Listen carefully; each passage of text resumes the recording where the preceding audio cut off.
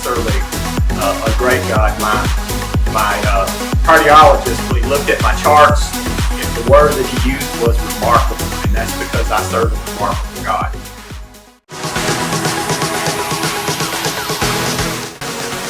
I serve a remarkable God. I've been on 7 medications for the past 10 months, and praise the Lord, God has come through.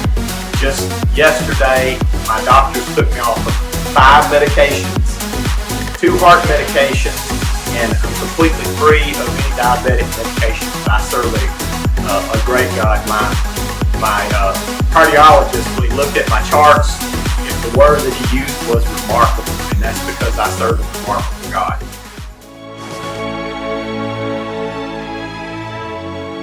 I wasn't raised in church. I didn't have anybody raise me up believing in God and going to church every Sunday. I had one aunt in Lenoir City, Tennessee that is probably the only person in my life that has prayed for me when it comes to being a kid.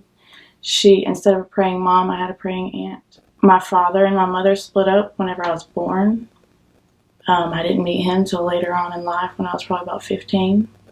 My mother was married multiple times. Her and my grandparents didn't get along whatsoever, but me and my grandparents were very, very close. So as a young girl, my memories are in a courtroom. I was in a courtroom all the time because my mother would take me away from my grandparents, move all over the state of Florida, and try to hide me from my grandparents. So my grandparents never gave up. They fought all the time. And so as a young child, every 3rd weekend of every month, I had a time where they would show up at my house, wherever I was, and then bring me back on Sunday afternoon. And so they were basically my mom and dad. They basically helped raise me, and I was very close to them. My mother married so many men, and I was the oldest out of 7. We all had different dads. When it got to the 3rd, he was a very evil man. He was a horrible man. He's kind of one of them people that when you're in the room with him, you just get that eerie feeling. And as soon as I met him, I knew that he was just not a good person. Later, we found out that he abused my little sisters in ways that just would make you sick to your stomach. And he would take me places, and he would say things, and he threatened. He took me to Jacksonville one time, and he told me, he said, "You need to get out, and you just need to prostitute yourself. You just need to get out and to help take care of this family." And when I told my mom, she slapped me in the face. Every time I would tell her something about him, she would just slap me, and she never would believe anything I would say. But it got to me after all that, and but it got physical between me and him, to where there was one time where I had scratches and bruises everywhere.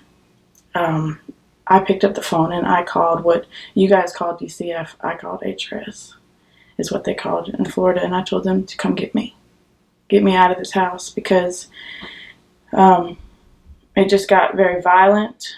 Well, actually, before I called HRS, they thought I was crazy. My mom took me to a mental institution, and I'll never forget those big metal doors closing between me and my mother turning around and walking away, because she thought I was crazy, but it wasn't me. It was this man she was married to. And but after all that, HRS came and got me, left all the other kids there, got me, put me in foster homes, which I bounced around in for a while. And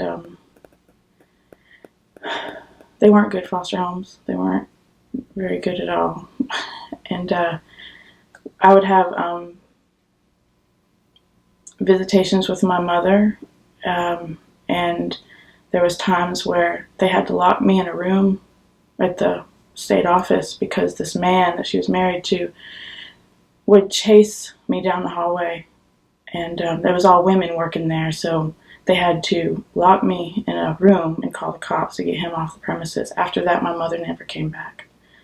My mom never visited me. I would show up there waiting and waiting with my foster parents, and she would never come. And that's when I met my father. The state found my father, and that didn't go well either. We tried to have a relationship, and that just didn't work. So I stayed in foster homes, holes in my shoes. My jeans were too short for me. I had nothing at all. And then my grandmother finally got custody of me. I lived with her for quite some time. The man ended up hurting my little sisters and then beating and raping my mother. She ended up pregnant with the 7th child and left. Finally got away from him. And I got to where I missed my mom. You know, now that she's away from this man, I wanted to try. So I'm 16, and I tell my grandma I want to go stay with my mom. Well, that's when me and my mother became friends, and she would take me to the bar. At 17 years old, I would sneak into the bars. She'd have a bottle of tequila underneath her seat in her car. So that's what I would do. I would twice a week, my senior year, which I dropped out of because I was drunk, twice a week in the weekends with my mother, smoking weed with my mother. She still had a few of the kids, but there was some times where she would bring people home at our house and party night after night after night with these kids at home, and she would drink so much and stuff that she couldn't pay her bills. So I can remember us having a refrigerator full of beer, but no lights, no water. I can remember a boat outside with water, and that's how we flushed our toilet, is we went outside and we scooped up water to flush our toilet. She had a cooler that had milk, stuff for her coffee, formula for the baby, no power, nothing.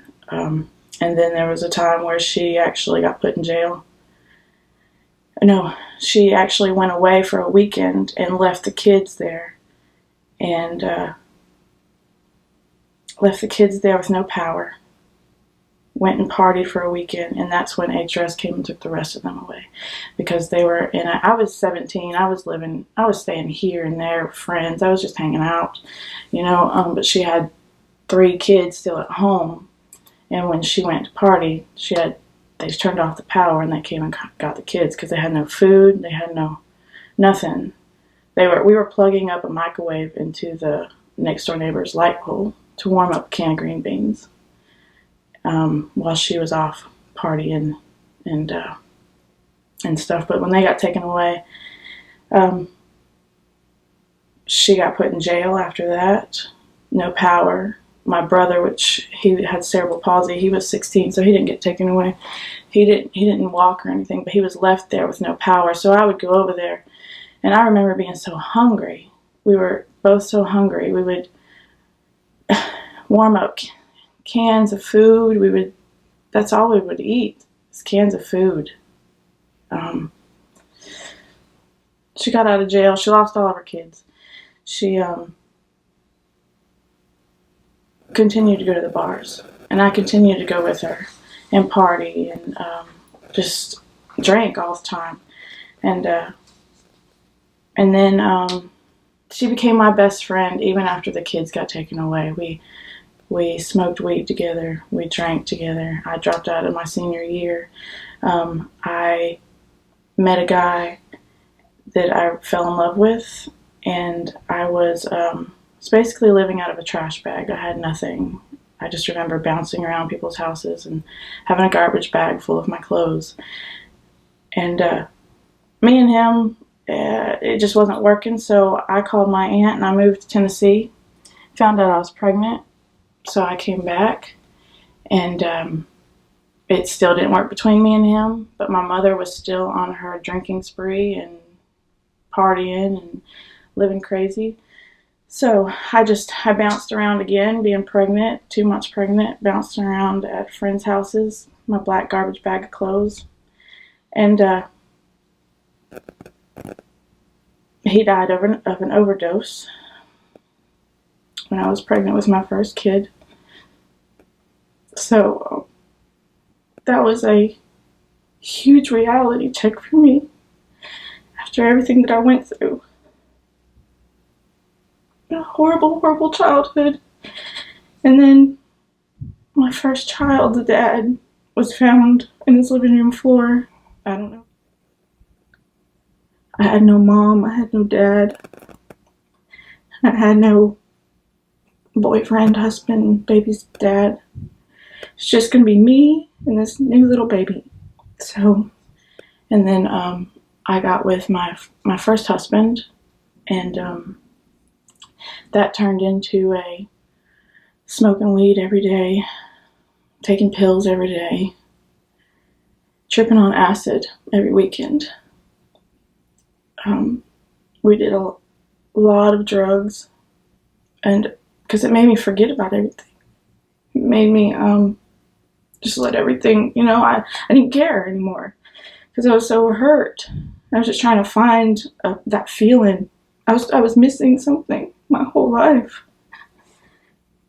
So we got really bad on acid and mushrooms, and experimented with other things, and that the whole marriage was just, that's the only time we were on the same page. And then whenever I started saying, you know what, I got to make something better for my daughter, but he wouldn't quit. He kept on. So we split up for a little while, and I went into an ecstasy rage. I started doing ecstasy every weekend. We got back together. It became ecstasy and coke. I never got in trouble. I never got caught. I never went to jail. And my addictions didn't control my life. It was every weekend just to have fun and party. And the cocaine got so bad that I remember laying there one night that I had done so much, and I didn't think my heart was going to make it. I felt my heart beating out of my chest, and it scared me. There was a time where I took so many ecstasy pills that I don't know how I made it. I don't know how I made it through either one of those. He wouldn't stop the coke. He wouldn't stop the drugs, so I figured, you know what, I got to figure something out. I have no mom, I have no dad, I don't know how to take care of myself. I have 2 little girls. I tried to wait tables at a restaurant, and he would come and take all my money. I had to sleep with my money under my pillow, and we had nothing. He wouldn't keep a job. He was the kind of guy that would smoke weed and play video games all day. He just wouldn't do anything with his life. And we did nothing but fight and scream at each other and argue and throw things. And it was just physical. It just wasn't for my kids. And so I went and got a job at a strip club, at a gentleman's club. Because I didn't know what to do. I didn't know how to feed my kids. I did not want my kids to have the life I had. And I was willing to do anything just so my kids could have food, not ever go hungry like I did. Not ever not have anything for Christmas.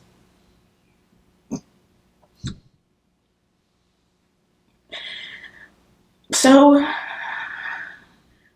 one weekend, my first husband was gone. I packed up everything and I left. I was saving money.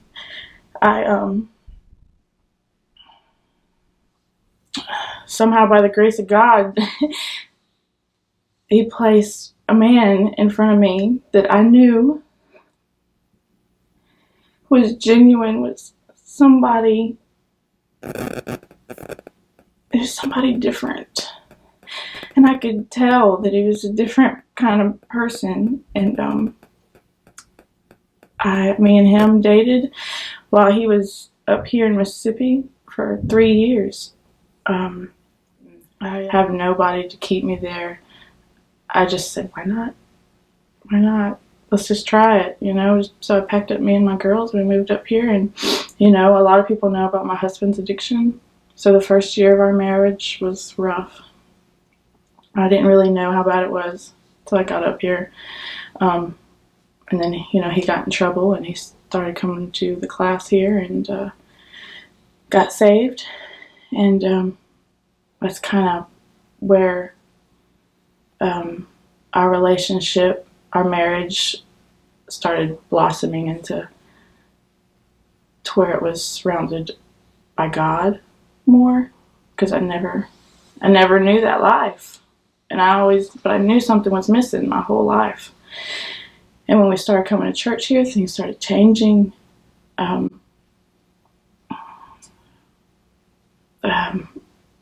then I would continue to go to college. I got pregnant with our little guy, and then I tried to apply for college or to the respiratory program, and I got denied. And a month later, we found out our little guy had autism, which was, I don't know, going through everything that I did my whole life. I'm just like, why? Why me? Why is something like this happening? You know, we didn't understand at that point that it was because God was trying to teach us something, teach us patience, teach us how to look at the world a little differently. I finally got into the respiratory program, and I'm now graduated, and I'm fixing to work in a hospital instead of working a job waiting tables or, you know, working jobs I'm not proud of. So I know now that God let all that stuff happen to me to make me a better mom, to make me a better wife, to make me a better person. My past haunts me. And it don't haunt me anymore, but it is haunting me a lot, you know, just wondering, you know, why couldn't I had a good life as a child, you know, but I've let it go. I think whenever, one of the first times I went to the altar, and I just had so much darkness on me and so much sadness, and I remember feeling that something just took it all off my shoulders. It just all went away whenever I started crying and I put my hands up and you prayed for me. I got filled with the Spirit. I think it just all went away. You know, I mean, it made me smile after I was done, because I could feel that, you know, that God was telling me, okay, it's all over. It's all over.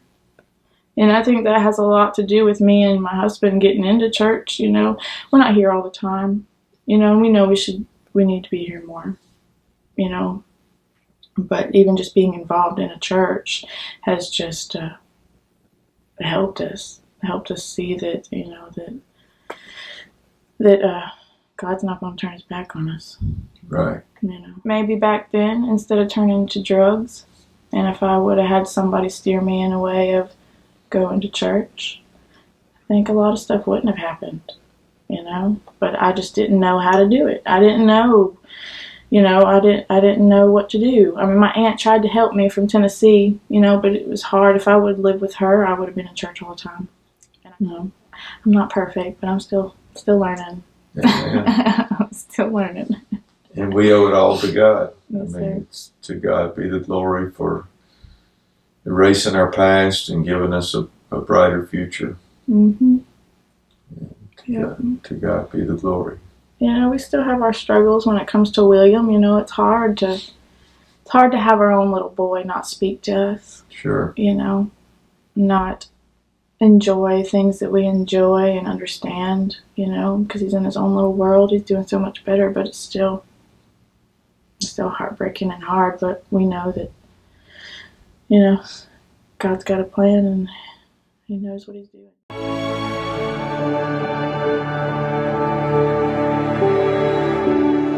I'm Kelly Bateman. I'm a member of Victory Church in New Albany, and I have a testimony about some things God has been doing in my life and in my family. Brother Drost came a couple of weeks ago and ministered about faith and miracles, and he invited everyone that needed a miracle to come to the front, and, you know, there were people everywhere. We came, and he said, whatever miracle you need, when we start praying, I want you to yell it to the top of your lungs. So I had 2 requests, and I prayed. Within days, my boss offered me a raise. She said, "Oh, we didn't know you were qualified, but you're going to get a raise that was like $3 or $4 an hour, equivalent to what I'm doing," which came out of nowhere, and I was happy with that. But I said, I don't think this is it. Work had slowed down for me, and it was kind of stressful and worrisome. And I continued to pray because I knew God was going to do more. And a couple of weeks after that, I took a day off, and suddenly I had an interview and a job before the day was over.